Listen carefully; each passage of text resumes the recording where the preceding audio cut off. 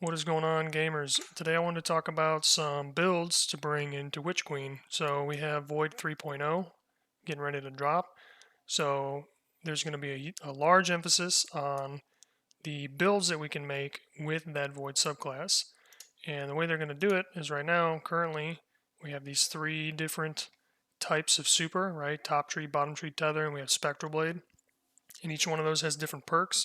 Essentially, it's all going to be jumbled up, and you're going to be able to pick between them, and it's going to look kind of like our stasis super does, where we have fragments and aspects. So, with that being said, I wanted to make a video talking about some builds that you can bring into next season that'll get you guys some success, whether it be PvP or PvE. Just want to walk through a few of the common ones, and hopefully you guys find one of these you enjoy. I'll kind of briefly explain what the idea is behind it and what stats to go for. So, for the first one, we're looking at the Graviton forfeit helmet. So the way that this works is increases the duration of any invisibility effects. While you're invisible, your melee recharges faster, your weapons reload faster, and your recovery is greatly increased. Now, you can use this on either top tree or bottom tree tether right now, meaning you either use it so that way when you dodge, you go invisible, or when you throw your smoke bomb, you go invisible with vanishing smoke. So it's going to make that last longer, and then it's going to give you that buff while you're in it. I think a lot of people use this with top tree tether just because you can dodge and you're invisible and it's kind of brainless, whether you're using that in like midst of gunfight or whatever. It's really helpful in things like Grandmasters and stuff like that, where you're trying to get some health and maybe take a breather in between some gunfights. Maybe you're getting pushed and you got to backpedal. So I feel like this is going to be something that you're going to see all over the Crucible because everybody's going to be trying out their new Void abilities. And if you're using it with your dodge, obviously you want the dodge to recharge as quick as you can. So you want 100 mobility. If you're using Gambler's Dodge, which is the one that you kind of like roll with, what you're going to want to do is make sure you have 100 mobility, and you'll have a dodge every 18 seconds. If you're using the other one that reloads your gun, you'll have a dodge every 14 seconds. So it's just really preference there. What you can use in place, let's say you don't have a good Graviton forfeit. Let me pull up my other build here. You can use the Omni Ogulus chest piece. So it's the same idea, but a different way to get there. So this says you gain a second smoke bomb charge and have damage resistance while invisible. When you make an ally invisible, they gain damage resistance while invisible, and you gain melee energy. So this one's really good to loop, where you have two smoke bombs, so that's essentially two melee charges. You help your teammate out, you're getting it back faster. With this, I like to run high strength, and I also like to still run Gambler's Dodge, because if you dodge by an enemy, you fully get one of those charges back. Now, you're able to pretty much spam this in Grandmasters. This is kind of like the Grandmaster build. And I keep bringing that up because hard mode campaign is coming. And I feel like, this is something you can use to pretty great effect, where you're constantly helping your teammates out, keeping them invisible, alive, and yourself as well. Plus you're giving them buffs along the way. So those are the two like main invisibility ones.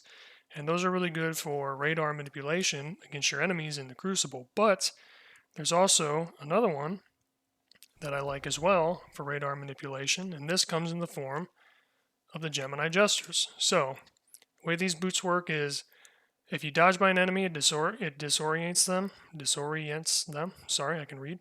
And temporarily removes their radar. So, with these other ones, you leave them with a radar, but you're off the radar in PvP. With these boots, if you dodge by them, they have no radar, and on their screen there's like a white flash. It's almost like a mini flashbang, okay? So if you have, let's say, one guy in your team going invis, and then one guy using Geminis, and then the other guy, let's say he's like a Titan or a Warlock or whatever, you're able to mess with the enemy where they don't really know where you are because there's no radar, or now they can't see you. It's really powerful if you use it correctly. So that's an option as well. Just kind of play with these three, figure out which one of these suits your playstyle the best.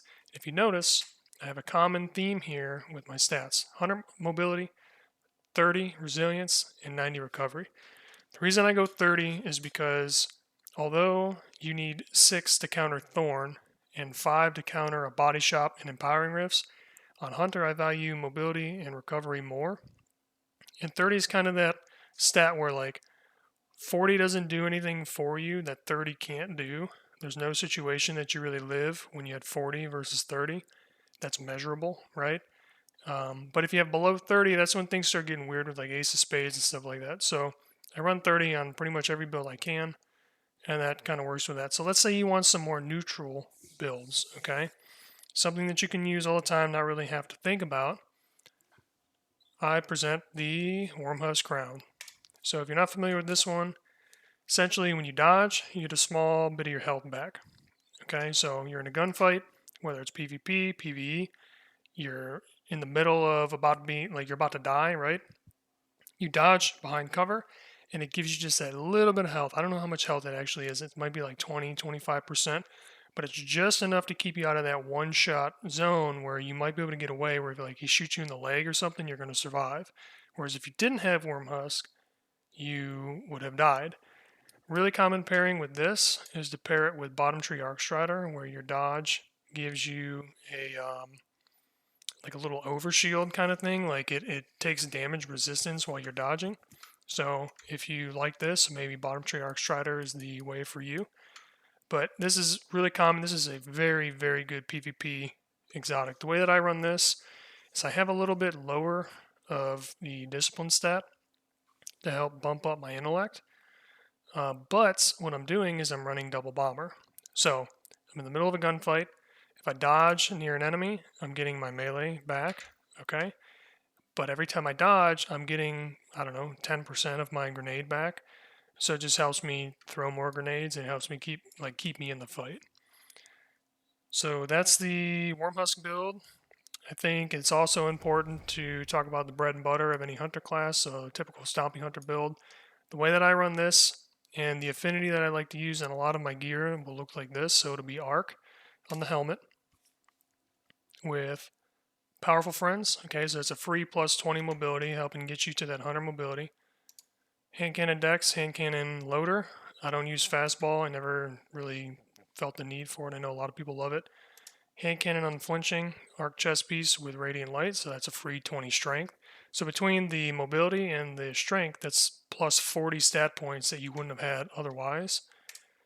The boots are Shoddy Scav and Innervation, so if I touch an orb, I get a cooldown to my grenade. My grenade's already at 80. And then on the cloak, every time I dodge, I get some class ability back, and then I have quick charge. So essentially my shotgun will come out like it has quick draw. It's like plus 20 or 25 handling or whatever.